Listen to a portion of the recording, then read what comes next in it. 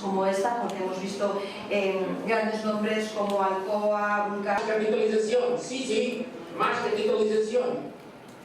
Más no que... El 80% del PIB de Galicia son las empresas familiares. Yo no le gusta en este tema, pues en su propia tierra obviamente su balance es más sólido, por lo tanto tienen capacidad para aguantar más aguante dominio. Algo puede resistir una economía a la caída. Nosotros, pero todavía está creciendo en partes del mundo donde tenemos mucha actividad.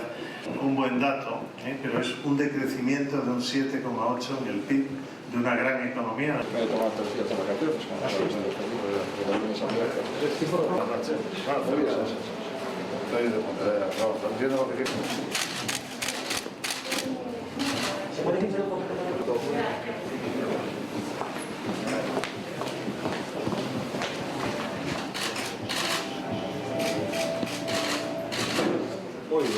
democracia participativa, de las empresas, del mercado. Los conocemos numerosas iniciativas de colaboración y compromiso solidario.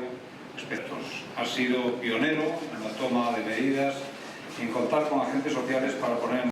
Nuestras prioridades son las prioridades de cualquier organización, que es luchar contra la pandemia, estar preparados para afrontarla y, en segundo lugar, lógicamente, la reactivación económica.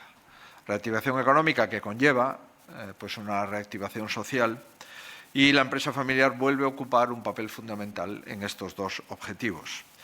Estas son nuestras prioridades, lo han sido desde marzo, lo sigue siendo ahora y lo seguirán siendo en los próximos 4 años. Y es que la legislatura probablemente tenga dos claros sustantivos: empleo y sanidad, o sanidad y empleo.